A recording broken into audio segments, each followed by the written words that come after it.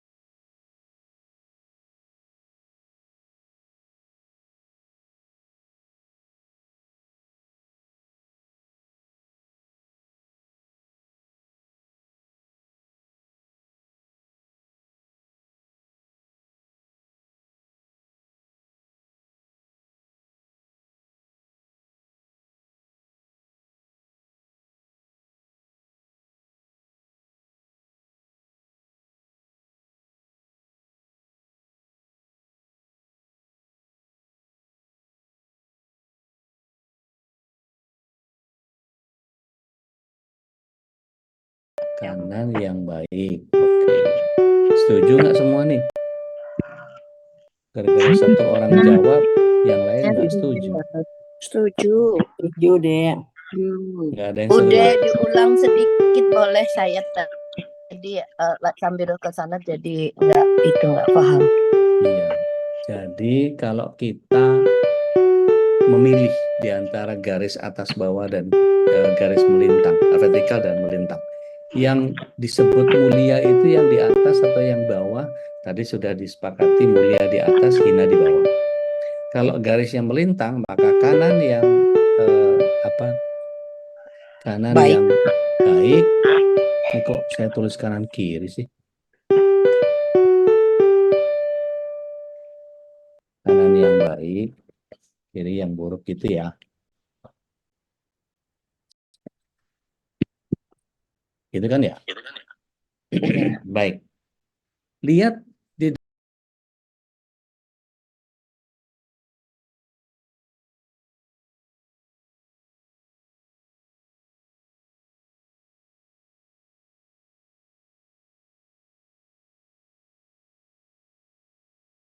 sendiri menyampaikan ngoceh, ngetan, ulon, ngidul ngalor gitu, tapi tapi kemudian iya, mengata Surat 95 ayat 4 surat At-Tin. ya. Sungguh kami telah menciptakan manusia dalam bentuk yang sebaik-baiknya. Maha benar Allah dengan segala firman. Baik. Kemudian ayat 5-nya, Bu. Ayat 5-nya. Kemudian kami kembalikan dia ke tempat yang serendah-rendahnya. Nah, mari kita lihat ya. Syukran jazakumullahu khair, barakallahu fiik, dokter hari ini. Kalau tadi disebut laqad khalaqnal insana fi ahsani taqwim, sesungguhnya manusia itu berada di kondisi terbaik, sebaik-baik bentuk.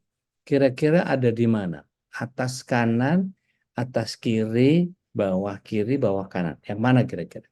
Atas kanan, Ude. Oke. Kuadran 1D.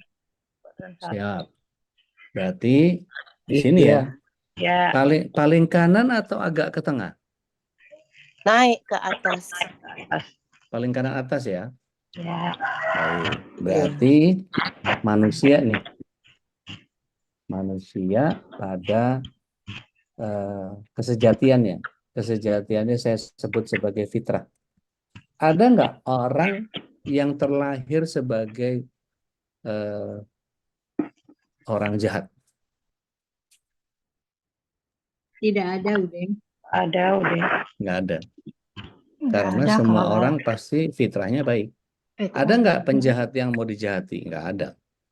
Ada pelacur yang mau anaknya melacur? Nggak. Garong ada yang baik hati mempersilahkan rumahnya digarong? Nggak ada. Ada koruptor yang mau hartanya dikorupsi? Nggak ada juga. Jadi sejahat-jahatnya orang jahat nggak mau dijahatin. Gitu ya. Itu dulu kita pahami. Tapi ayat 5-nya summa radadnahu asfala safilin. Ada yang tahu asfal?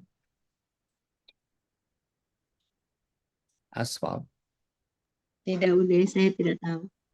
Asfal sering kita dengar. Kalau kita di jalanan namanya dikasih apa? Aspal. Aspal. Itu bahasa Arab, asfal. Orang Arab tidak bisa menyebut pak, tapi tahunya fa. Apa kabar? Ya. Aspal. Ya, asfal. Kemudian ini dibilangnya asfala safilin. Di bawahnya bawah. Berarti apa? Ini kehinaan yang sangat hina. Berarti loh, ini yang mana ini? Kita ini katanya manusia itu fitrah. Nah, ini manusia yang apa ini?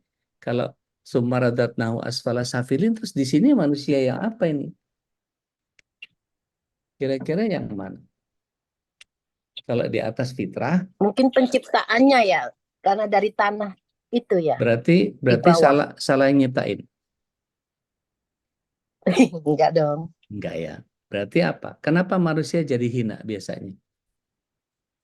Karena perbuatannya sendiri. Perbuatan yang, Karena ulahnya ulahnya yang. Yang zolim. dirinya Nah, sendiri. yang buruknya seperti apa? Tidak sesuai syariah Tidak Al-Quran sesuai hadis. syariah. Berarti dia, Bang, oke. tak taruh PDW. Jadi kita lihat di dalam surat 91 ayat 8 coba.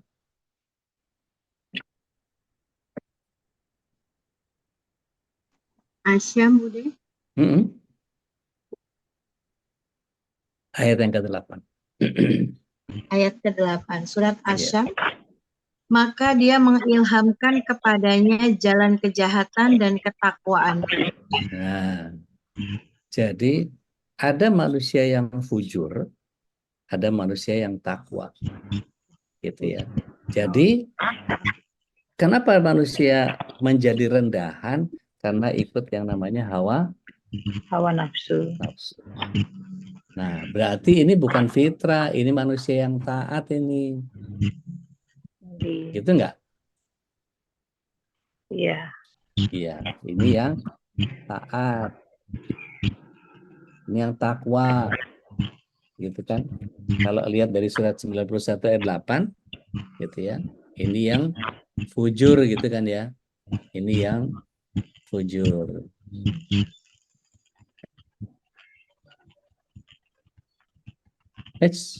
Habis deh tadi.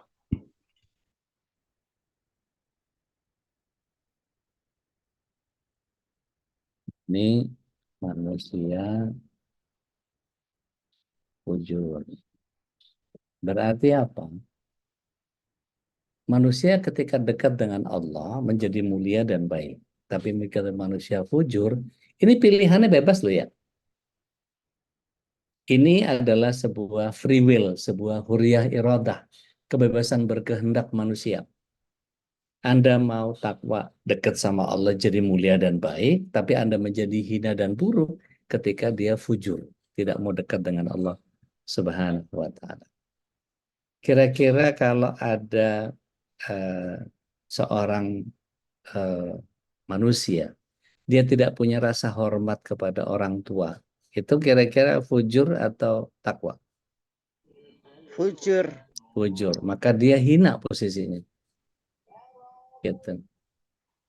Ketika ini kalau kita cocokin dengan kuadran ini gitu ya, kita bisa melihat bahwa oh posisi kita itu ada di situ. Nah maka kalau misalnya mau ngecek semua kegiatan kita apapun itu, kira-kira taklim ada di mana nih?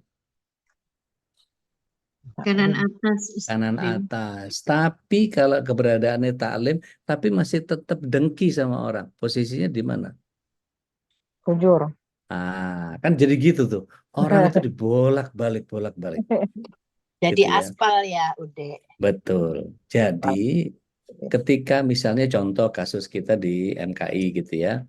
Begitu Babe punya pilihan yang beda, punya data yang beda, terus kita yang yang pilihannya beda, jadi nggak mau, gitu kan? Akhirnya sampai banyak yang keluar dari grup. Ngapain?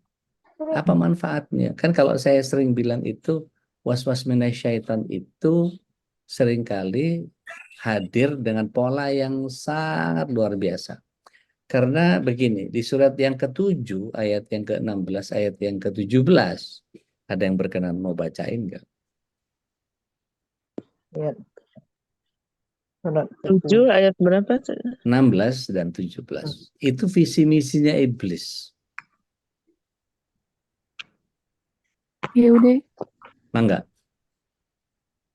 iblis menjawab, karena engkau telah menyesatkan aku, pasti aku akan selalu menghalangi mereka dari jalanmu yang lurus. Yang ke-17, kemudian pasti aku akan mendatangi mereka dari depan, dari belakang, dari kanan, dan dari kiri mereka. Dan engkau tidak akan mendapati kebanyakan mereka bersyukur. Masya Allah. Syukran. Jazakallah khair. Barakallah fiik.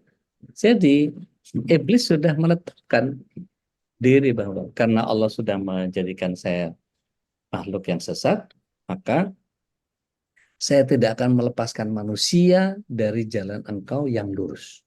Minas siratal mustaqim. Itu sudah kalau kita lihat bahasa Arabnya ya. Qala rabbi bima aghwaytani la aqa'udanna lahum. La itu la-nya taukid, la yang menyatakan kesungguhan, benar-benar. Berarti apa? Serius banget. Kalau mengganggu kita serius banget. Ya. Kemudian dikatakan di situ minas siratal mustaqim, dari jalan engkau yang lurus. Lihat 17-nya. Itu baru visinya yang 16 tadi. 17-nya dia misinya begini, dari depan, dari belakang, dari kanan, dari kiri.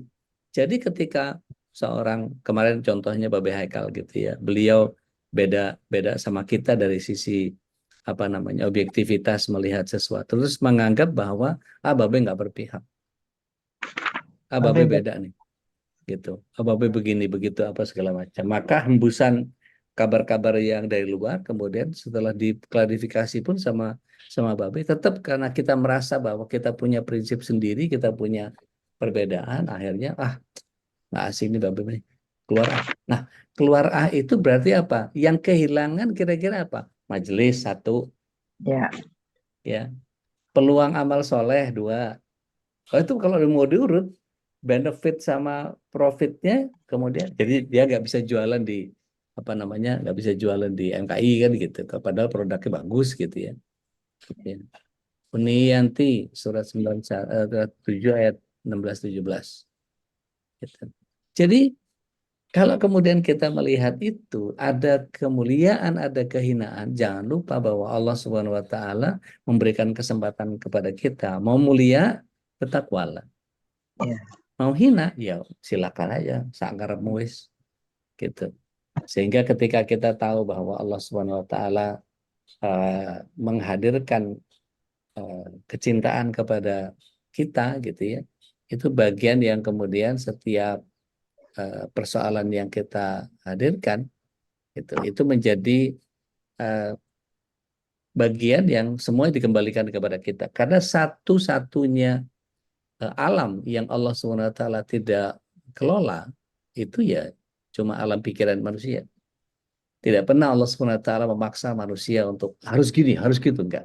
Seperti kemarin saya sampaikan di Z gitu ya, surat 5 ayat 48 itu, kalau seandainya Allah mau dijadikan satu umat gitu, enggak ada perbedaan.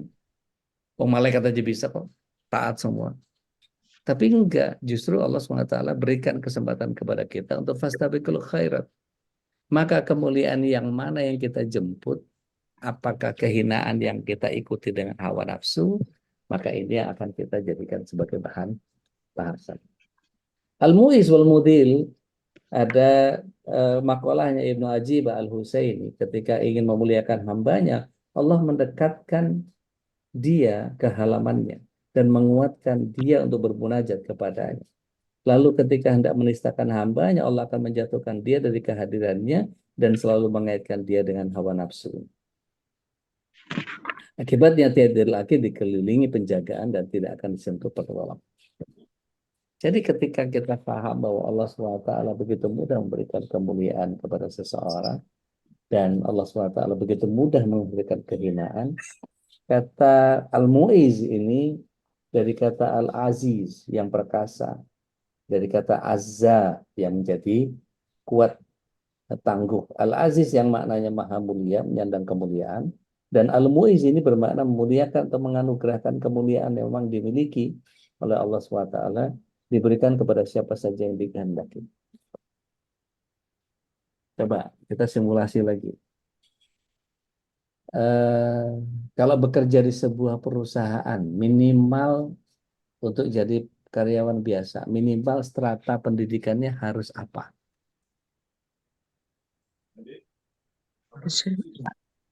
Minimal SMA. SMA bisa gampang cari pekerjaan? STMK. S1. S1 setidaknya. S1 itu pun juga staff. umum, staff biasa. Harus pakai ordal, udah. Nah, nggak Nah, ikut-ikut itu. deh, nggak ikut-ikut kalau itu. Hmm. Jadi kalau misalnya dia pengen jadi manajer, pengen jadi direktur, itu minimal harus berapa? Harus apa? Strata pendidikan. Umum ya, Minimal umum ya. S2. S2 ya. Gitu. Minimal S2. MS S2. Kira-kira nih kalau bicara tentang harus punya paman yang jadi direktur. Oh, alah. Iya. Gini, ketika Allah Subhanahu wa Ta'ala memuliakan seseorang, itu begitu saja Allah kok mau memuliakan, gitu ya. Misalnya, orang yang banyak berkutat dengan Al-Quran, banyak menghafal Al-Quran, nggak banyak deh, hafalannya cuman beberapa surat di juz amma. Kira-kira kalau dia dikenal sebagai orang yang hafal beberapa surat di juz amma, minimal di musolanya dia apa? Garin. Apa? Garin. Jadi Marbot. Ustaz. Marbot. Jadi garin ya. Garis itu sih? Marbot. Garin. Marbot. Oh, Marbot. Marbot harus hafal. Bukannya marbot asal rajin. Marbot itu James Bisa Bond kan? jadi imam ya Pak Ustadz. Bisa jadi imam. Iya. Bisa jadi imam. Iya, Kalau kalau nggak bisa imam nggak kalau bisa marbot itu kan James Bond ya, Iya. penjaga masjid dan kebun. Hmm. Jadi kalau dia hafal juz 30, kira-kira bisa jadi apa? Ya jadi Sudah imam bisa bisa. jadi Masya sudah bisa Allah. jadi imam. Ngajar TPA bisa nggak? Bisa. Karena bacaan sudah baik gitu ya. Bisa. Kira-kira kalau dia hafal 20 juz, Oh, jadi ustadz. Masya Allah. Jadi Kalau ustadz, dia hafal 30 juz, Oh, udah. Apalagi? Aja deh. Habis. butuh Impian. butuh strata pendidikan setinggi apa dia? Tidak. Nggak sekolah juga bisa. Nggak sekolah SD. juga. Lulus SD tapi hafal 30 juz, Masya Allah. Apalagi bacaannya maut gitu ya. Seperti rajin belajar. Rajin karena menghafal. dia latihan dari berbagai do atau berbagai nada gitu.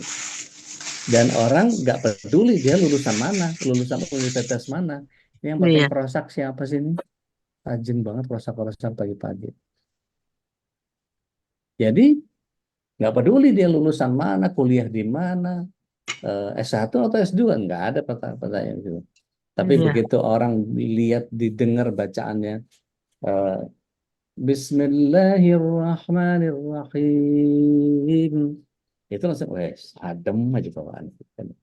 Betul, Ustaz. Alhamdulillahi Rabbil Alamin, Ar-Rahmanir-Rahim. Wah, itu langsung orang, wah enak gitu. Apalagi dia niru-niru imam-imam yang ada di Masjidil Haram. Gitu ya. Alhamdulillahi Rabbil Alamin. Syekh Hudahifi, gitu kan ya. Ar-Rahmanir-Rahim, Maliki Yaumiddin. Syekh Hudayfi, wah ini Madinah banget. Ini saya waktu umroh, waktu di Madinah, Sayang, wah Masya Allah. Gitu. kenapa nak? Oh, ngobrol, malah ngaji kok ngobrol. Bu, pantai ini sih Bu. Ngaji malah ngobrol. Ini ada yang ngaji malah ngirim-ngirim pesan di grup gitu kan ya. Ngaji dulu, nanti aja kirim-kirim pesannya. Jadi ketika para imam ini kemudian belajar dari cara dia dengerin berkali-kali gitu, tiba-tiba dia dapat itu doknya itu, apa tekukan katanya itu. Kalau ada yang merhatiin gitu ya, Alhamdulillahi Rabbil Alamin, Ar-Rahmanir-Rahim, Maliki Yaumiddin. Iyyaka na'budu wa iyyaka nasta'in. Ada yang tahu tuh gaya nadanya siapa? Ayo tebak-tebakan. Hmm. Al-Afas bukan? Hah? Bukan. Syekh Al-Ghamidi. Oh, mimpi. Al-Ghamidi. Gitu ya. Eh, Pak Ade. Jadi eh, misalnya gini, ada orang yang senang sama Syekh Mahar Al-Muayyaqadi, gitu ya. Dia kemudian niruin Syekh Mahar Al-Muayyaqadi. Alhamdulillahi Rabbil Alamin, Ar-Rahmanir Rahim, Maliki Yaumiddin, Iyyaka na'budu wa iyyaka nasta'in, Ihdinas siratal mustaqim, siratal. Itu orang, aduh nikmat banget gitu. Kalau dia dapat nada-nada yang begitu. Dimuliakan karena dia dekat dengan Allah Subhanahu wa ta'ala. Tapi kalau nggak dekat sama Allah, nggak mau latihan, mohon maaf ini, mohon maaf, mohon maaf. Sekali lagi mohon maaf. Tanpa mengecilkan siapapun gitu ya.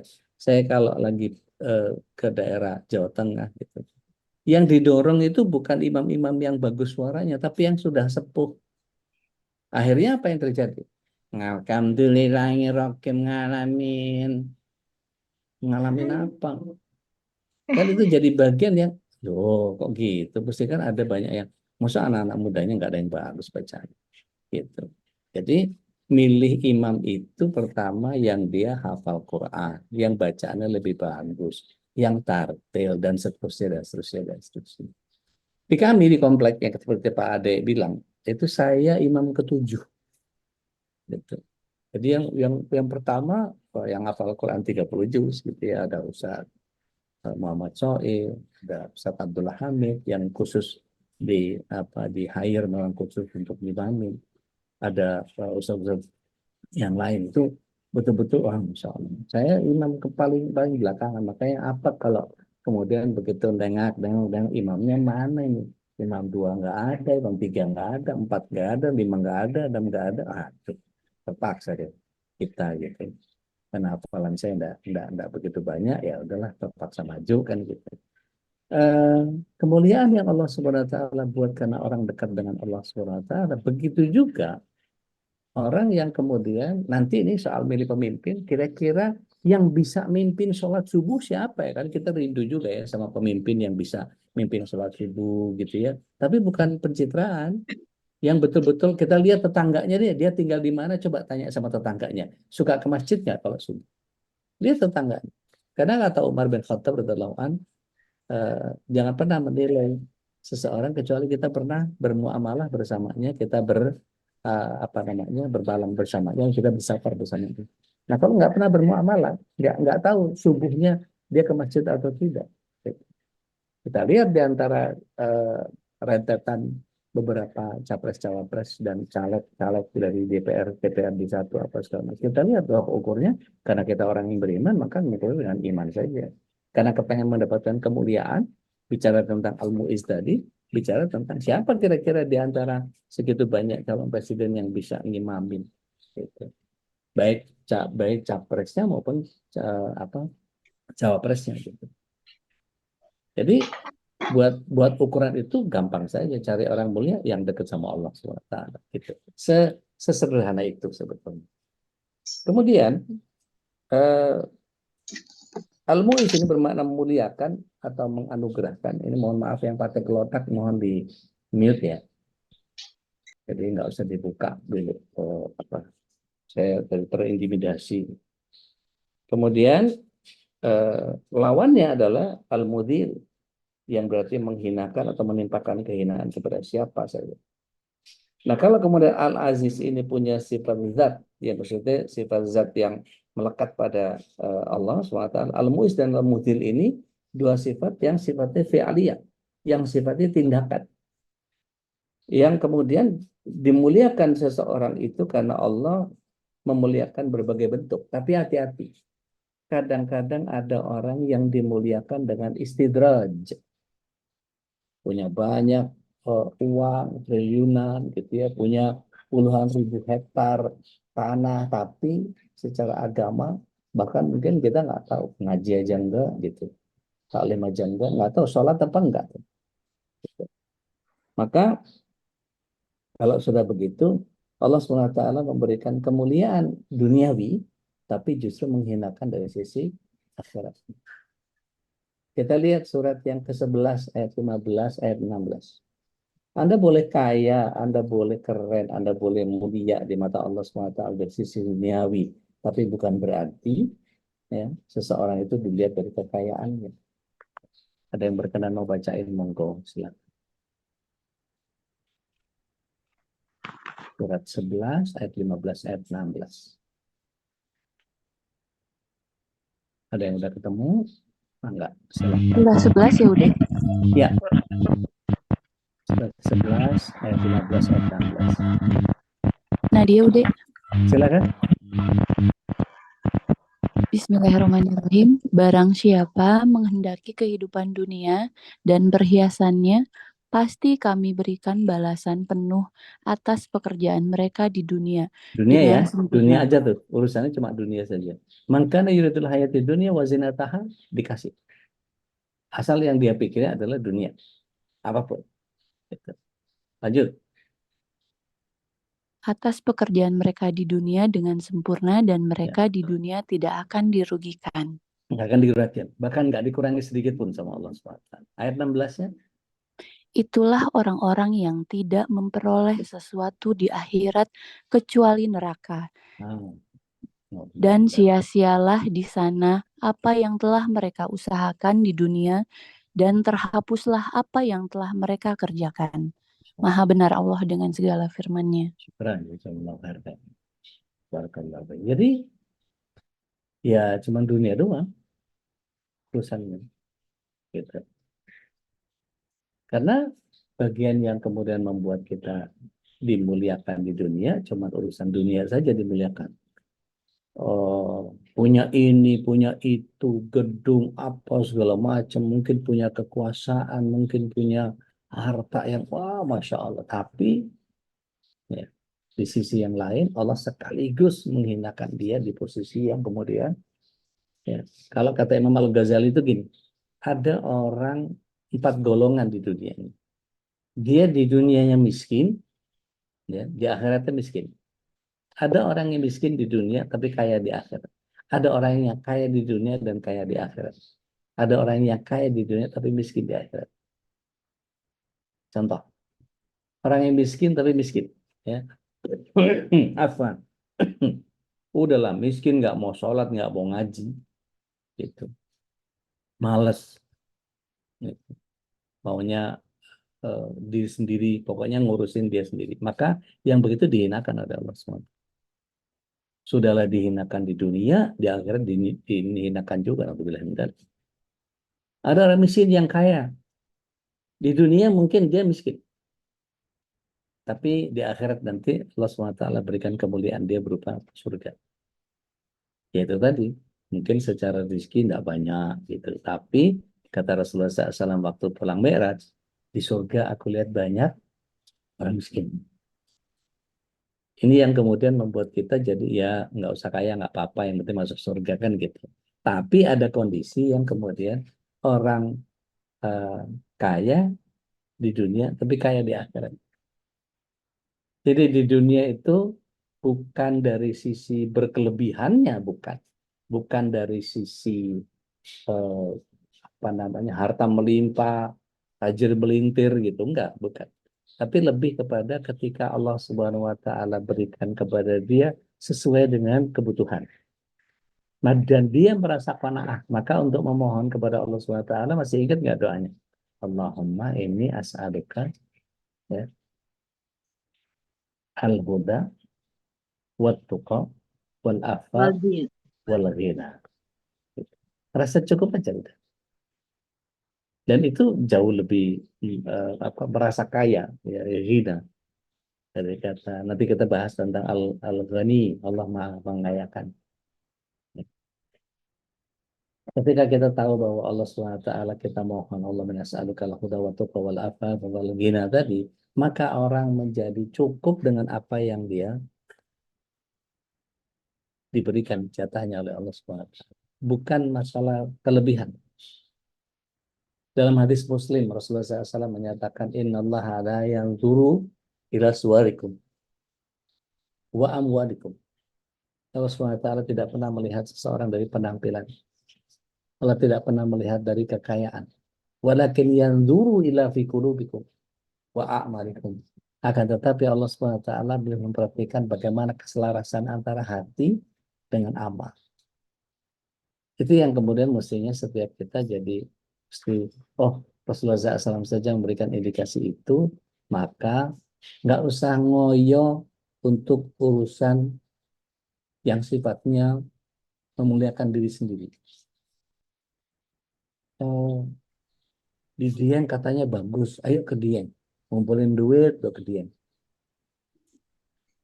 Di Korea katanya, kita ke sana. Di Jepang katanya, apalah segala macam. Atau sederhananya gini,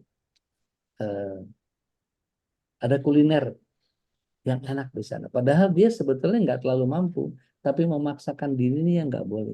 Kalau emang mampu, begini kata ulama. Jika seseorang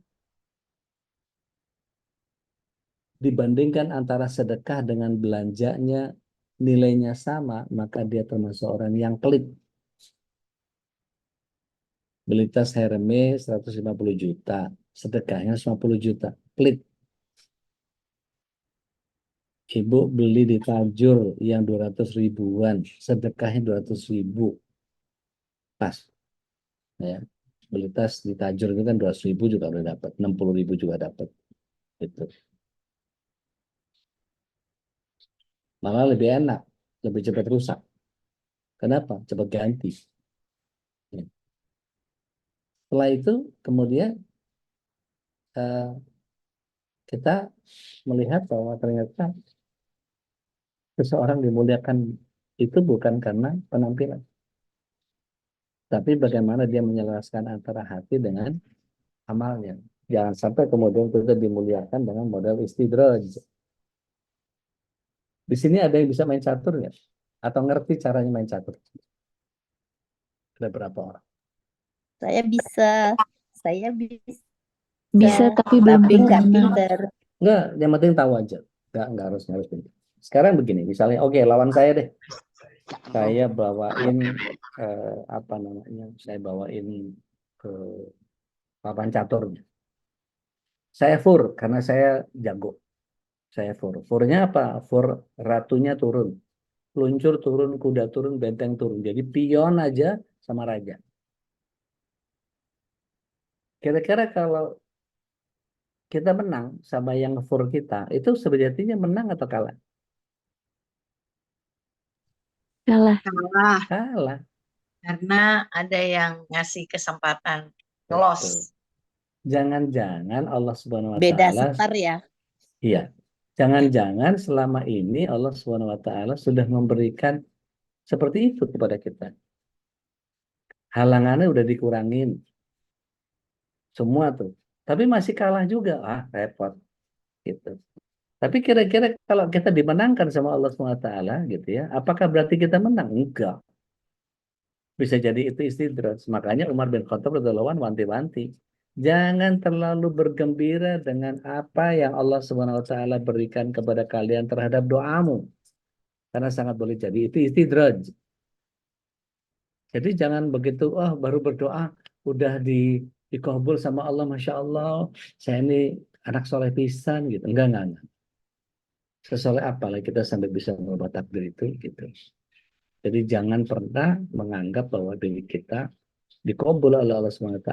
Itu seperti yang tadi dibacain sama Teh Nadia. Barang siapa menghendaki kehidupan dunia dan perhiasannya, maka Allah SWT berikan sesuai dengan apa yang dia amalkan, apa yang dia perbuat. Tidak dikurangi sedikit pun. Surat 11 ayat 15 tadi. Dan itulah orang-orang yang kemudian di akhirat nggak dapat apa-apa. kecuali neraka. Kemana perginya sholatnya? Kemana perginya syahadatnya? Kemana perginya eh, sedekahnya dan seterusnya dan seterusnya. Ini yang kemudian kalau Allah SWT memuliakan seseorang dan memberi pertolongan, sebaliknya Allah SWT menghinakan seseorang dengan kesusahan. Ingat nggak ya waktu saya cerita tentang ada Kisra Persia yang kemudian apa Allah SWT sembuhkan dengan ikan, tapi Kisra yang lain, Kisra yang alim malah dimatikan sama Allah SWT dalam sebuah riwayat. Itu yang satu dimuliakan dengan eh, kesembuhan, yang satu diwafatkan dalam sakitnya, tapi dengan bagian yang lihat akhirnya bagaimana malaikat mencatat apa yang Allah inginkan.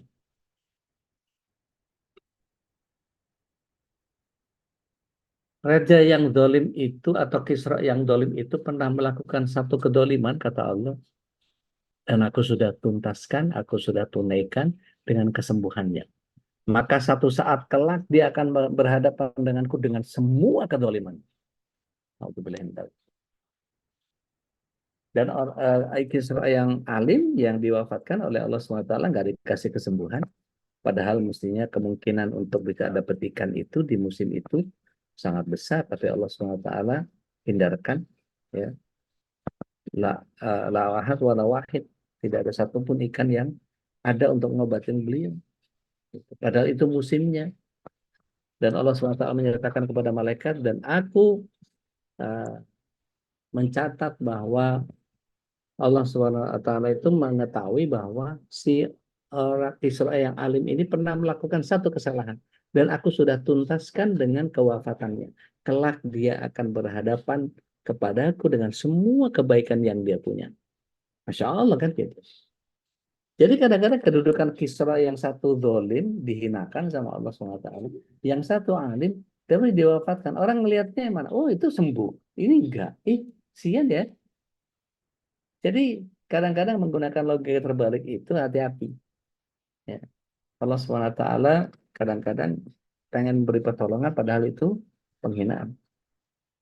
Allah memberikan kesulitan padahal itu adalah bagian yang kemudian membuat kita menjadi seperti bahasan surat 2 ayat 216 yang kita sering bahas. A'udzubillahi minasyaitonirrajim. Ya ayyuhalladzina amanu kutiba alaikumul qital. Ya. Wahai orang-orang yang beriman, diwajibkan atas kalian berperang. Wa huwa kurhul lakum. Dan perang itu kalian nggak suka. Kalian sebel sama perang itu. Kemudian di bagian inti esensi dari ayat 216 itu di Al-Baqarah dikatakan oleh Allah SWT. Wa asa antakrahu syai'a wa huwa khairul lakum. Sangat boleh jadi kamu benci sama sesuatu padahal itu baik buat kamu. Orang perang itu mati syahid. Gitu. Dan pahalanya Masya Allah. Tapi begitu juga dibalik oleh Allah SWT. Bahasa antuhibu syai'a. Boleh jadi kamu suka sesuatu. Wah syarrul lakum. Padahal itu buruk buat kalian. Jadi seringkali kita berhadapan dengan kondisi yang kita lebih ikut hawa nafsu ketimbang taat kepada Allah SWT. Lalu siapa yang beruntung mendapatkan kemuliaan? Siapa pula yang ditimpa kehinaan? Ada yang mau bantu saya baca surah Al-Munafikun, surat 63 ayat 8. Monggo, silahkan. Surat 63 ayat 8. Jadi kemuliaan yang sesungguhnya itu di ayat 8 ya. Ada yang sudah ketemu? Sudah udah. Monggo. Bismillahirrahmanirrahim. Surat Al-Munafikun ayat 8.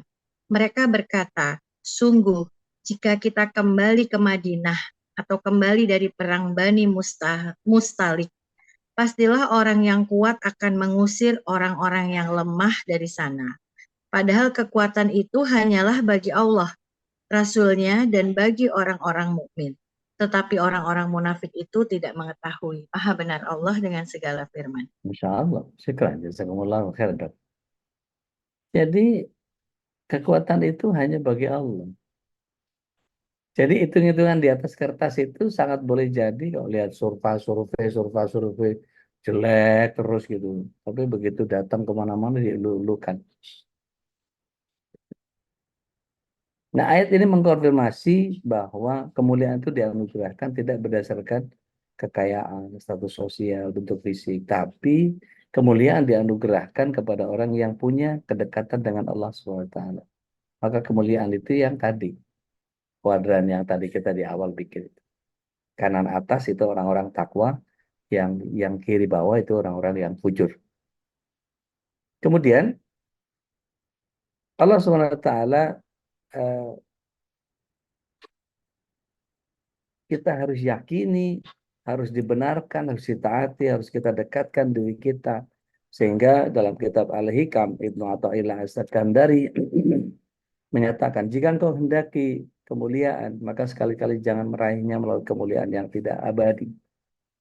Tapi jika engkau menginginkan kemuliaan yang abadi, andalkanlah pemilik kemuliaan yang paling abadi. Maka Imam Al-Ghazali juga mengatakan bahwa siapa yang tersingkap tabir dari kalbunya sehingga dia bisa memandang keindahan ilahi serta dianugerahi qanaah untuk menjadikan dia tidak butuh kepada makhluk serta bisa menguasai nafsunya, dia telah dianugerahi Allah kemuliaan. Bahkan pada kekuasaan dunia dan kelak akan dianugerahinya pula kemaluan ukhrawi. Ketika Nabi Ibrahim disuruh menghancurkan tuan berhalanya Raja Namrud, dia hancurkan, disisakan satu. Terus kemudian singkat cerita dia ditelanjangi, kemudian digelandang ke tempat yang dimana dia pakai katapult mau dilempar. Seketika itu juga Jibril alaihissalam datang kepada Nabi Ibrahim alaihissalam. Ayo hikmah, ada yang bisa saya bantu? Ya kan? Nabi Ibrahim alaihissalam karena tidak butuh kepada malaikat, dia butuh kepada Allah. Hasbi Allah. Cukup Allah. Masya Allah. Apa yang nggak selesai dengan Allah? Nggak ada. Semua selesai dengan Allah. Ya kan, jamaah MKI bukan Nabi Ustadz, maklum lah Ustadz. Iya, tapi paling tidak spiritnya, kita harus tahu bahwa kemuliaan itu dari Allah, kehinaan itu dari Allah. Maka kalau kita dekat diri dengan Allah SWT, setidaknya apa? Ada quotes yang bagus yang sering saya baca. Kalau engkau tidak bisa berlomba dengan ahli ibadah dengan tahajudmu, setidaknya engkau punya andalan istighfar yang lebih banyak daripada para pendosa. Jadi banyakin aja istighfar. Nah kemudian lihat di dalam surah Al-Fajr ayat yang ke-27 ayat 30. Ini ayat banyak yang kemudian terkecoh.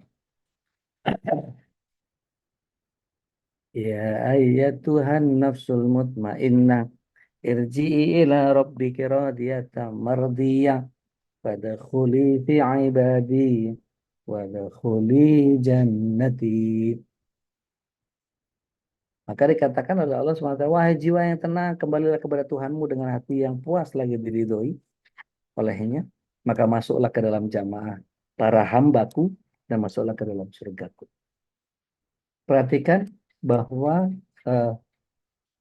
apa yang Allah SWT kehendaki dari seorang manusia adalah bagian yang seharusnya setiap kita menjadi paham bahwa apa sih yang Allah SWT inginkan. Jadi satu kali Umar bin Khattab radhiyallahu anhu datang kepada Rasulullah SAW membawa setengah hartanya kepada Rasulullah SAW. Ya Rasulullah, hada infak fi sabilillah. Kemudian Rasulullah SAW bertanya kepada Umar, apa yang kau tinggalkan untuk keluargamu? Setengah hartaku dan kemudian Allah dan Rasul. Apa yang terjadi ketika itu? Oh, Masya Allah.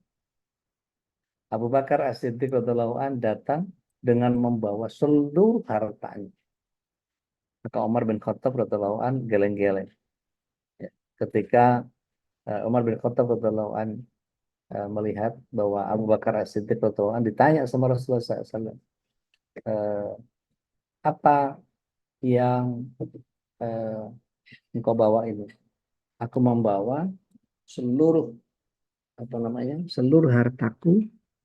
Kemudian Rasulullah SAW bertanya, kemudian dengan apa kau tinggalkan untuk keluargamu? Maka Abu Bakar As-Siddiq radhiyallahu anhu, aku serahkan kepada keluarga Allah dan Rasul saja. Aku tinggalkan untuk mereka, Masya Allah. Langsung Umar bin Khattab radhiyallahu anhu langsung geleng-geleng. Saya nggak akan pernah bisa ngalahin kamu. Karena begitu punya keyakinan yang sangat luar biasa bahwa Allah SWT adalah yang akan memberikan kecukupan. Nah, ketika kita lihat bahwa Abu Bakar As-Siddiq radhiyallahu anhu tidak terlalu memperhatikan dirinya selain Allah Subhanahu wa taala dan Rasulnya SAW, maka turun ayat itu. Ya ayat Tuhan nafsul mutmainnah, wahai jiwa yang tenang. Karena tenang apa? Tenang itu dalam pengertian dia tidak mengandalkan siapapun kecuali Allah. Perhatikan surat yang ke-46 lagi-lagi nih. Ya. Ayat yang ke-13. Ada surat 41 ayat yang ke-30. Makasih. Nih.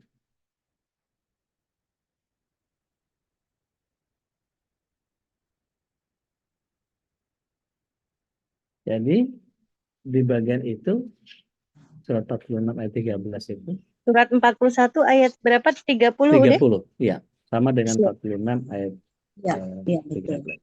Monggo. Saya bacakan udah. Monggo. Tafadhali. Bismillahirrahmanirrahim. Sesungguhnya orang-orang yang berkata, Tuhan kami adalah Allah. Kemudian mereka meneguhkan pendirian mereka. Maka malaikat-malaikat akan turun kepada mereka dengan berkata, janganlah kamu merasa takut dan janganlah kamu bersedih hati. Dan bergembiralah kamu dengan memperoleh surga yang telah dijanjikan kepadamu. Ya Allah, Maha benar Allah dengan segala firman-Nya. Jadi ketika kita Insya Allah. sudah mencukupkan, ketika kita mencukupkan Allah saja dan nggak butuh yang lain, dan kita istiqomah untuk itu. Contoh misalnya, saya sudah sendiri, suami saya meninggal misalnya gitu ya, banyak di antara kita yang begitu. Karena ada Allah, tenang aja. Bilal bin Rabah ketika ditindih dengan batu besar, apa yang dia katakan? Ahadun ahad. Allah aja cukup. Nggak perlu berhala-berhala ini. Jadi tauhid ini menjadi penting ketika berurusan dengan apapun untuk urusan dunia. Karena Allah SWT pasti akan memuliakan kita dari seluruh aspek. Jadi mungkin nggak Allah SWT nggak mencukupi kita. Rezeki itu tahu datangnya harus kemana. Saya pernah cerita tentang seekor ular yang terjebak di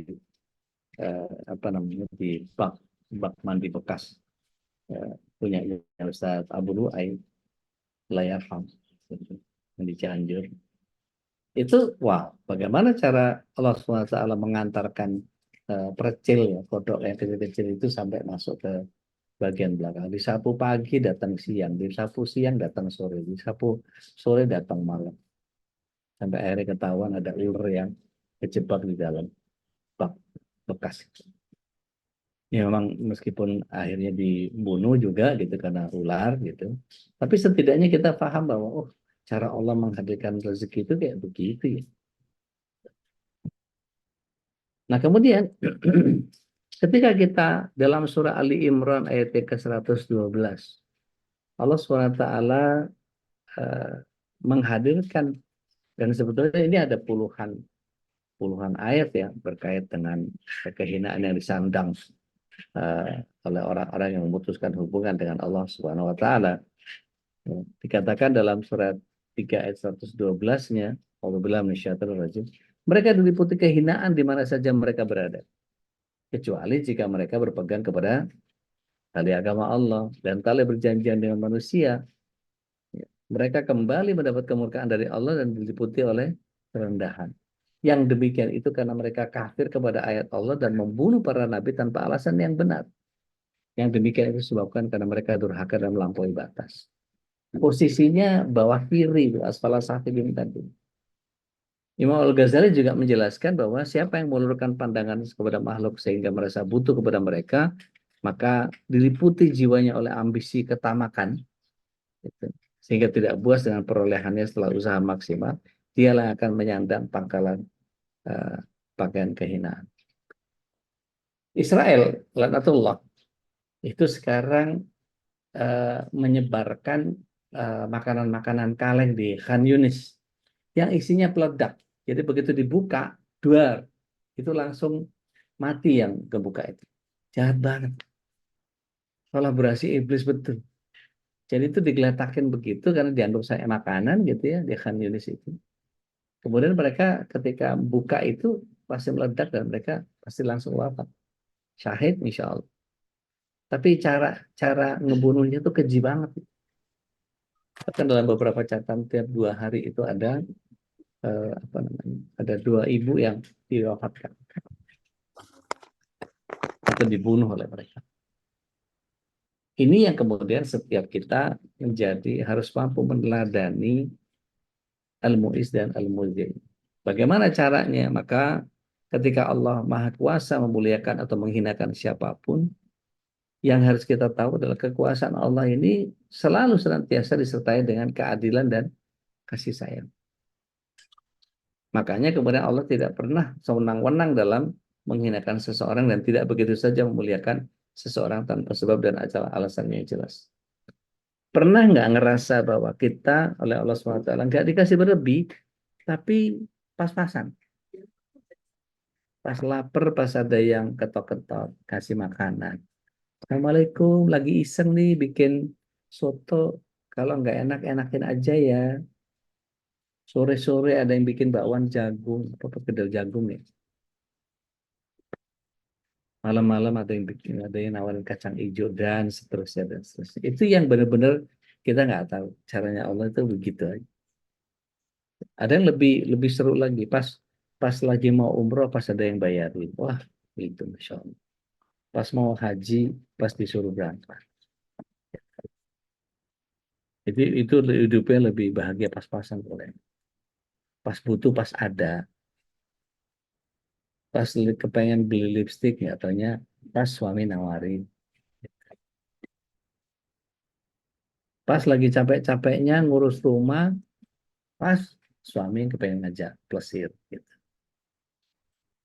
Pas duitnya pas kosong, pas suami transfer. Itu enak gitu pas-pasan begitu. Jadi nggak usah berlebih, yang penting cukup aja. Maka cukup itu adalah bagian yang kemudian kalau dia mau dicukupi sama Allah SWT, tawakal aja kepada Allah. Ada yang berkenan buka surat 65 ayat yang ketiga? Silakan. Surat 65 ayat yang ketiga. Ini Ayat berapa udah? Ayat yang ke berapa tadi? Ketiga bukan tadi? Ya, yang ketiga. Ya, Bismillahirrahmanirrahim. Dan dia memberinya Baca. rezeki dari Baca. arah yang tidak disangka-sangkanya. Ya. Dan barang siapa bertawakal kepada Allah, niscaya Allah akan mencukupkan keperluannya. Jadi Sesungguhnya bertawakal kepada Allah itu Allah akan mencukupi. Asal tawakal aja. Sesungguhnya, terusin teh. Punten. Sesungguhnya Allah melaksanakan urusannya. Sungguh Allah telah mengadakan ketentuan bagi setiap sesuatu. Maha benar Allah dengan segala firman-Nya. Jadi syaratnya untuk dicukupi sama Allah SWT cukup tawakal doang. Nah, pertanyaan saya adalah tawakal itu apa? Ada yang paham nggak? Tawakal itu apa? Bismillah, coba ya Ude. Monggo, Setelah Mbak Pipit. diupayakan, setelah ikhtiar, dan setelah sudah berdoa, barulah kita bisa tawakal. Iya, Baru itu prosesnya maksudnya ya. kita Itu serahkan proses. itu tawakal. Ya, tapi sudah dilalui dan sudah segala macam cara yang baik gitu, bukan yang buruk. Oke. Agak kepanjangan tapi saya pengen tahu tawakal itu apa Tawakal itu sih? adalah berserah diri pada Allah Menyerahkan segalanya kepada Allah. semata-mata ya. Menyerahkan segalanya kepada Allah itu Pada Islam, Allah, berislam. berserah diri. Berserah diri itu berislam. Hmm. Kalau menyerahkan diri dalam keadaan namanya qanaah, bukan tawakal. Ikhlas. Bukan, beda lagi. Ikhlas itu Beda. murni. Meyakini bahwa Allah akan memberikan yang terbaik untuk kita. Itu yakin, beda lagi. Bersandar kepada Allah. Bersandar tenina nuhun. Kita naik bis, kita naik kereta, nggak ada penduduk. Gimana tuh? Bersandar. Mengapain? Rek naon? Hmm. Coba. Gimana kita? Nggak ada penduduk. Ya sudahlah, Allah takdirkan saya begini, maka saya berdiri aja. Gitu. Nggak pakai pegangan, nggak pakai nyender, nggak pakai buka kaki. Blow on. Ada usahanya ya, ada ikhtiarnya. Gitu. Tapi tawakal itu adalah menyandarkan. Ada effort dari kita. Ibunda Hajar ketika ditinggalkan sama Nabiullah Ibrahim, beliau qanaah. Karena dia datang dari Allah, pasti Rabbu tidak akan meninggalkan aku, tidak akan menyanyiakan aku. Tinggal. Tapi begitu Allah Subhanahu wa Ta'ala geser beliau kepada fase kesulitan. Air susunya habis, air yang dibawakan di kirbahnya Nabi Ibrahim waktu beliau ditinggal itu habis juga. Mana Mekah panas. Gitu. Entah sebagian berapa yang yang menilai, berapa yang diminum, berapa yang nguap, gitu. Kalau di Mekah itu kalau lagi panas. Maka kemudian apakah beliau kemudian ya sudah kan yang meletakkan Allah di sini, ya meletakkan saya di sini sama Ismail kan Allah. Ya gimana Allah aja lah. Itu tawakal. Enggak. Beliau begitu sakaratul mautnya Ismail, dia lari ke sofa, dia lari ke Marwah, bolak-balik. Dapat airnya di Marwah? Enggak. Dapat airnya di sofa? Enggak juga. Maka kemudian dia iringkan sofa Marwah sampai 7 kali. Dan kemudian dia baru menghadirkan tawakal ilallah. Baru Allah berikan kecukupan berupa zumi, berkumpullah. Sampai sekarang triliunan orang sudah minum air zam-zam. Yang baru pulang umroh masih banyak staf zam-zam. Bahkan di Tanah Abang atau beberapa toko-toko ya, ada yang jualan zam-zam. Gitu. Dan seterusnya. Nah, mari kita lihat bahwa kondisi ini Allah Subhanahu wa Ta'ala melihat apakah seseorang bertawakal dengan benar atau dengan kesalahan. Yang mana? Jadi tawakal itu kalau naik bis naik kereta nggak dapat duduk, maka buka kakinya lebar-lebar, pegangan yang kencang, bergantung kepada Allah. Tapi kalau kita sekedar ya udah, ini kan caranya Allah mentakdirkan saya harus harus berdiri, ya sudah saya terima. Nggak gitu. Tawakal itu bukan begitu. Itu direm ngejeledak itu. Digas ngejengkang. Maka bagian yang Allah SWT ingin memuliakan, gitu ya. Maka lihat bagaimana Allah SWT mengiringkan sesuatu itu dengan pencapaian. Apa istilahnya? No gain, no pain.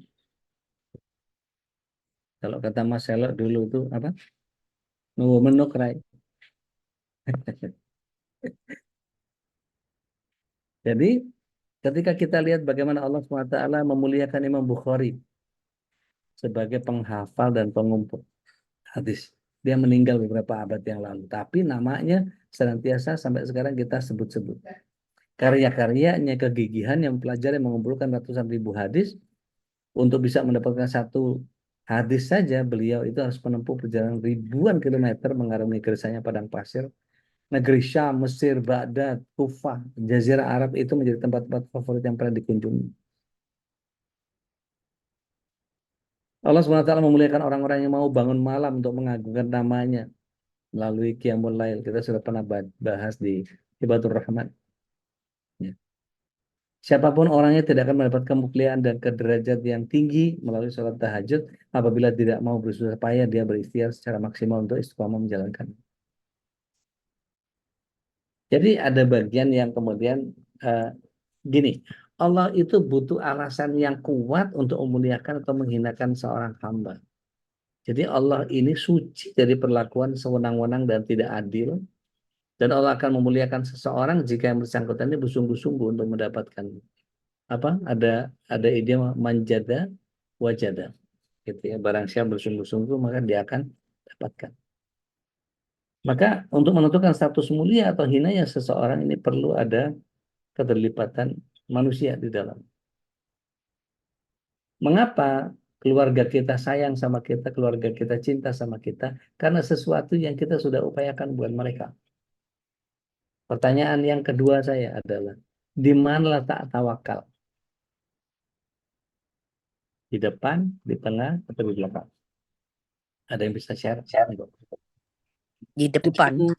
Sampai ke belakang selama proses itu. Dari awal sampai akhir. Masya Allah. Mbak Mei, Mbak Yuni mau udah apa? Jadi dari depan sampai akhir. Tidak ada tawakal di depan. Memang kita keluar dari rumah, Bismillahirrahmanirrahim, la haula wala quwata illa billah. Betul. Tapi yang dikatakan sama Rasulullah SAW di kesempatan yang lain, ada sahabat yang kemudian dia tidak menambatkan tunggangannya. Kenapa nggak diikat? Saya tawakal kepada Allah. Ikat dulu baru tawakal. Jadi ada effort yang kita harus lakukan. Jadi kalau selama ini nggak pernah ngedoain pemimpin yang seperti apa yang akan kita dapatkan, terus mau tawakal nggak bisa, doain. Ya Allah, mudah-mudahan pemimpin yang saya pilih untuk 14 Februari nanti kesolehannya ditiru oleh keluarga saya. Amin. Akhlaknya ditiru oleh keluarga saya. Kemampuannya, kafaahnya, kesantunannya ditiru sama keluarga saya. Gitu. Amin. Amin. Sehingga kita akan benar-benar tahu bahwa memang yang kita mintakan itu, kita lihat mana yang dimuliakan sama Allah SWT, mana yang dihinakan sama Allah SWT. Siapapun orangnya tidak akan mendapatkan kemuliaan atau derajat yang tinggi ya, melalui ibadah-ibadah kalau dia tidak mengupayakan itu. Kira-kira apa hebatnya seorang Luqmanul Hakim kok bisa namanya disebut sama Allah SWT di salah satu surat? Nabi Musa aja nggak dapat surat, Nabi Sulaiman aja nggak dapat surat, gitu. Nggak ada surat Musa, tapi surat Luqman ada. Apa hebatnya dia? Nabi bukan, pencari kayu bakar, rambutnya keriting, kakinya pecah-pecah, kulitnya hitam. Apa hebatnya? Ternyata kehebatannya adalah menjaga kedekatan kepada Allah. Jadi ketika dia ngobrol sama anaknya, ya bunayya la tusyrik billah, inna syirka la dzulmun adzim. Kata-kata kedekatan kepada Allah itu yang membuat dia mulia di mata Allah SWT. Sampai kemudian Allah SWT menjadikan namanya sebagai nama surat. Ini yang kemudian rumusan yang diungkapkan para ulama saleh tentang bagaimana meraih kemuliaan itu harus lebih mengutamakan kehendak Allah ketimbang apa yang kita inginkan. Lebih ingin dipandang Allah daripada dipandang makhluk. Ingin lebih membahagiakan Allah ketimbang membahagiakan makhluk. Masih ingat nggak? Ada quotes yang berharap pada manusia banyak kecewa. Tapi berharap pada Allah membuat kita bahagia. Jadi sebaiknya kehinaan ini akan kita dapatkan jika kita lebih mengutamakan kehendak diri daripada kehendak Allah.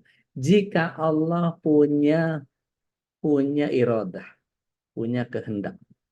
Kemudian kita punya keinginan. Ya. Kira-kira mana yang harus kita dahulukan?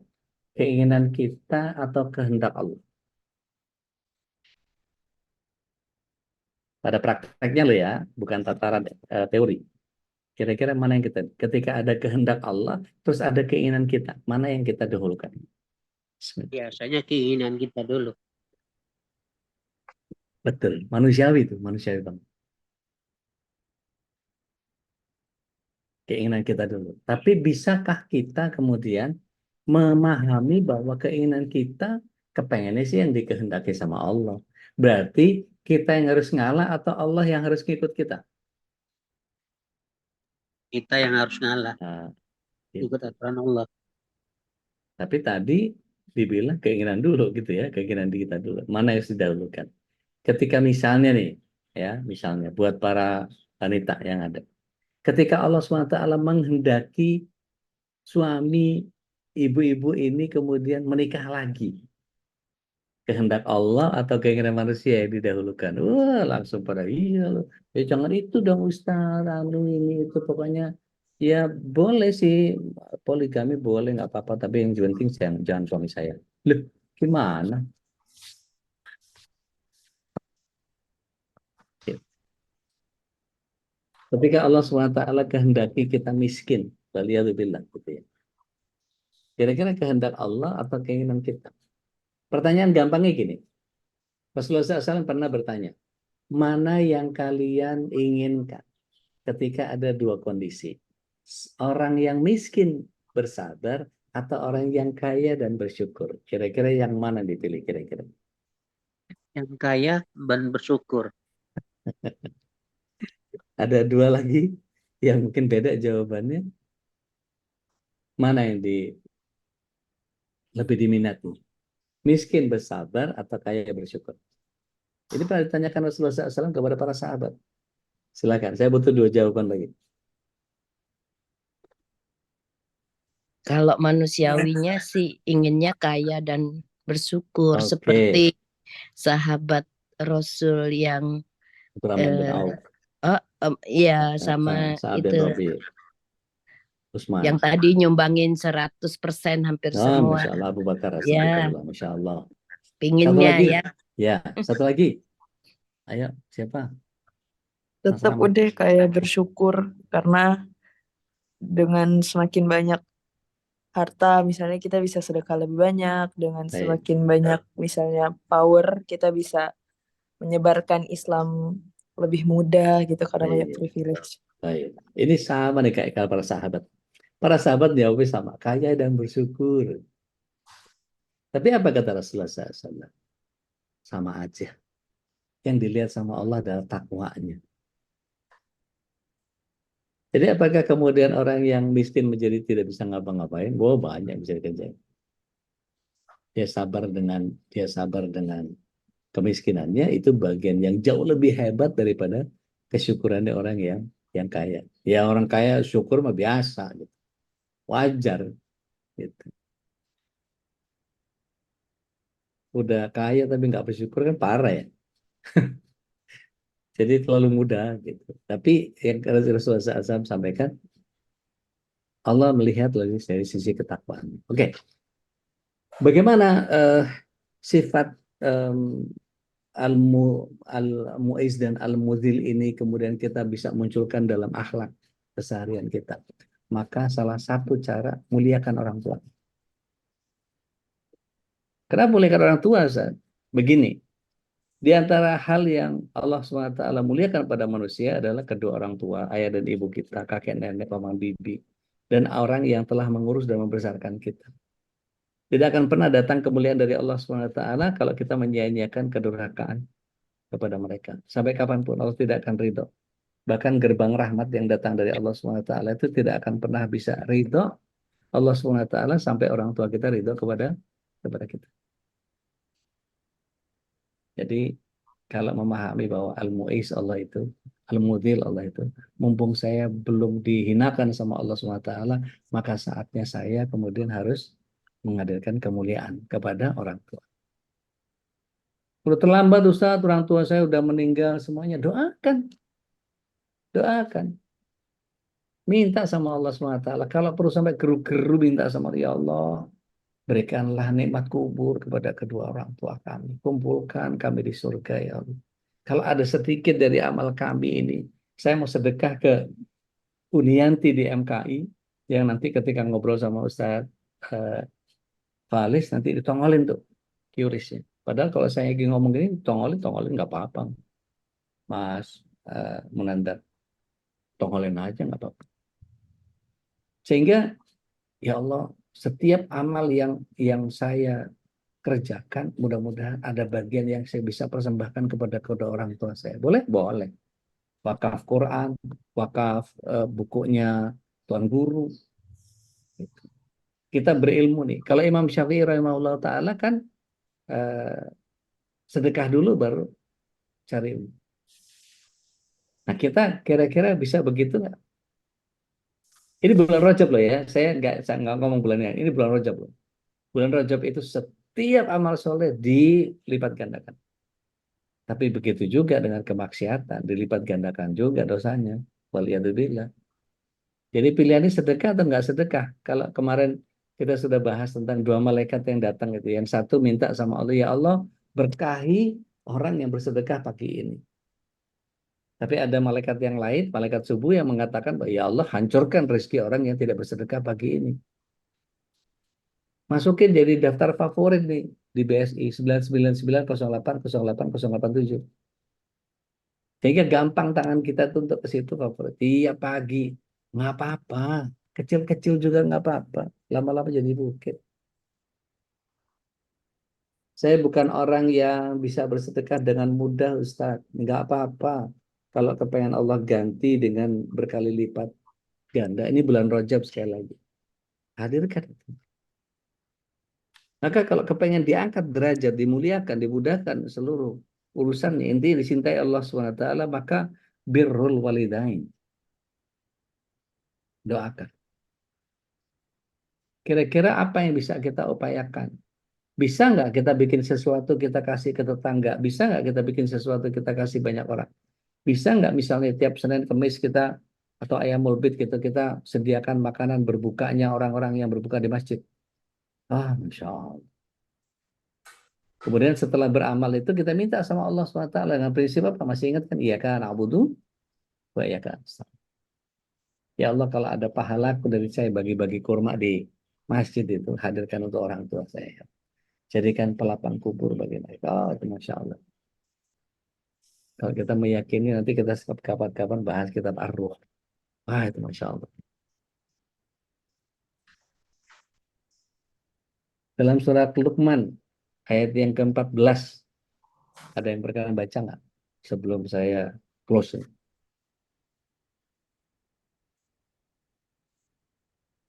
Surat 31 ayat 14.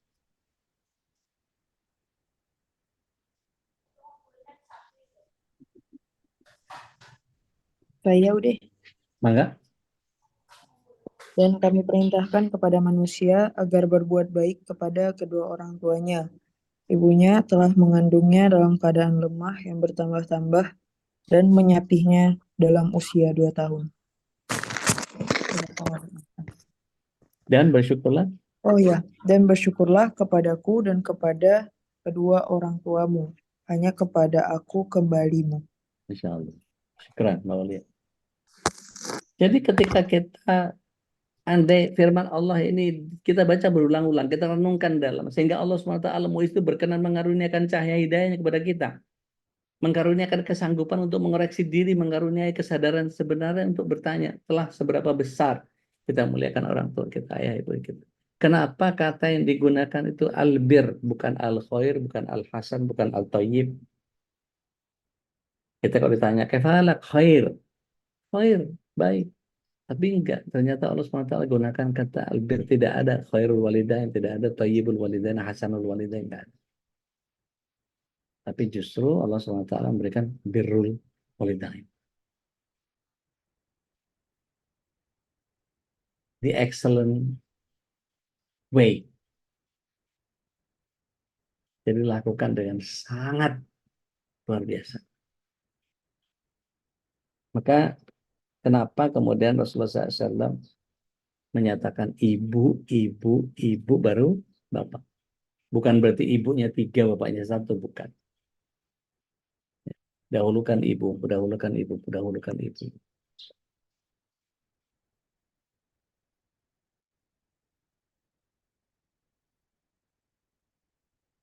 Kebayang nggak orang tua kita miring-miring, nahan sakit karena ada kita di perutnya. Keringat, bercucuran, sakit kalau kita nendang. Tapi ikhlas. Bangun malam-malam mesti melek, disusuinnya kita, Masya Allah. Pipis, kemudian diurus. Begitu mereka sudah menua, terus perlakuan kita seperti ada doa, kok nggak mati aja ya. Berharap kematian orang tua, Masya Allah. Ketika kita masih bayi, kepalanya kita ngencingin. Badannya kita kasih kotoran kita. Tidur, kita bangunin. Kita suruh dia cuci popok setiap waktu. Sekarang ada pampers. Berapa banyak pampers yang harus dia keluarkan. Kalau dihitung air susunya diganti dengan susu formula, coba ganti. Selama 2 tahun itu berapa banyak yang kita harus keluarkan. Kalau kita suruh bayar, kita suruh ganti rugi kepada apa yang dihadirkan oleh orang tua kita kepada kita, nggak akan sanggup. Bahkan kita menikah pun masih nitip cucu ke orang tua. Maka masa iya kita nggak mau bacakan doa buat orang tua kita yang sudah wafat? Masa nggak mau sedekah atas nama orang tua kita? Berapa pompa sumur di tempat-tempat yang sulit air kita bisa hadirkan untuk orang tua kita? Berapa banyak wakaf Al-Quran yang kita kerjakan untuk orang tua kita? Berapa banyak mukena yang kita bisa cucikan, kemudian kita ganti dengan yang baru? Berapa karpet yang kita gelap di beberapa masjid? Berapa meter kabel yang kita bisa sumbangkan kepada masjid? Dan seterusnya, dan seterusnya. Maka mumpung belum Allah SWT hinakan kita, waliyadzubillah, muliakan orang tua kita. Dan jadikan setiap apa yang kita lakukan itu manfaat buat orang banyak. Demi apa? Demi orang tua kita. Ini kalau saya nggak di stop, saya terus ngomong terus ini karena bagian penghinaan dan pemuliaan yang Allah SWT hadirkan itu, mari kita tunjukkan dengan positif, bahkan mari kita muliakan para pemimpin kita supaya kita dapat pemimpin yang betul-betul lihat di antara mereka yang memuliakan orang tua yang mana. Wallahu a'lam bishawab. Hadanallahu wa iyyakum ajma'in. Qulu qauli hada. Nggak arif rasanya kalau saya nggak mau diskusi sama Bapak Ibu. Saya kembalikan lagi ke Insyaallah, Ustaz jazakallah Khalis. khairan. Dan memang kita harus mencari alasan ya supaya tidak muliakan oleh Allah Subhanahu wa taala dan jauh dari dihinakan. Ini sudah jam 7, Dek. Ustaz kemana nih? Ahlan, kalau aneh insya Allah berangkat jam 8:30. Saya ada waktu insya Allah. Ya, kita coba 2 pertanyaan aja ya, karena juga mungkin ada beberapa jamaah yang juga akan berangkat untuk mangga. Karena dia mangga teh. Dua saja ya, cukup aja 2. Dan tadi yang pertama Bu Aulia, to the point ya. Udah, terima kasih juga Ustaz Khalis. Jadi pertanyaannya mengenai tawakal tadi udah. Jadi misalkan saya sekarang lagi di asrama ya, dan saya punya sedikit pengetahuan bahwa misalnya protein sebenarnya per hari itu misalnya 1 gram gitu kan per kilogram kita. Sedangkan misalnya makanan yang disuguhkan itu nggak cukup gitu kan. Terus saya beli sendiri gitu ayam gitu. Dan saya masak sendiri. Apakah itu berarti saya nggak tawakal? Karena beberapa teman saya itu kayak saya tanyain gitu kan, kenapa kamu ribet-ribet? Ya udah kan nanti Allah gitu yang bakal jaga badan kita, metabolisme kita. Tapi karena saya tahu kebutuhan itu, jadi saya beli lagi gitu. Padahal mungkin kata dia, ya uangnya mending buat yang lain gitu. Mungkin sama juga kayak tidur gitu ya. Udah ada yang bilang kayak seharusnya 8 jam, tapi kita kan ada tahajud bisa gitu kan, mungkin bisa agak kurang. Itu gimana ya? Udah, terima kasih. Bismillah, wassalatu wassalamu ala rasulillah. Tadi Mbak Olia kalau naik bis nggak dapat duduk gimana? Mau diem aja? Mau pegangan. Nah, pegangan itu beli protein tadi tambahan. Kalau tangan kita nggak kita effort menuju ke pegangan, bisa kita pegang? Nggak bisa. Jadi harus ada effort. Waktu kita 8 jam tidur, tapi kan ada tahajud. Tapi kan bisa diganti dengan deep nap yang di kauliah. Ya.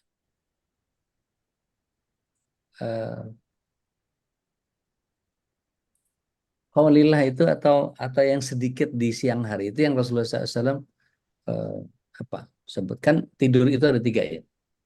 Ya, ada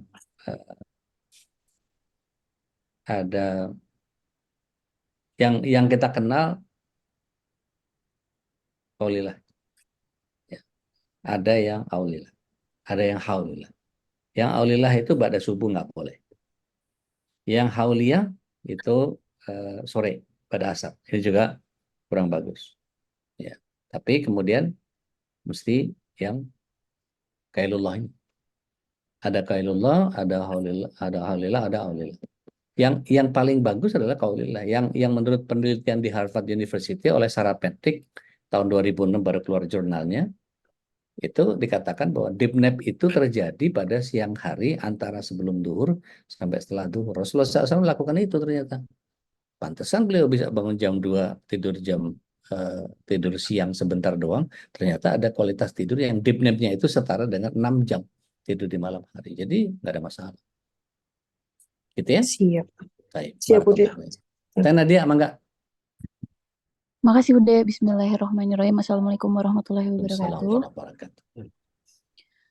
Mengenai sedekah, Ude. Jadi kan kalau orang tua memang prioritas utama tuh ya.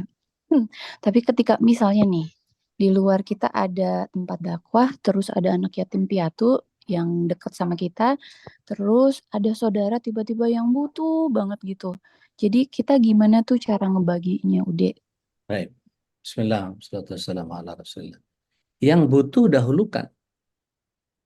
Anak-anak yatim, panti asuhan, segala macam, mereka bisa dapat donasi dari yang lain. Tapi yang butuh itu kita kenal. Kita tahu banget. Jadi yang butuh didahulukan.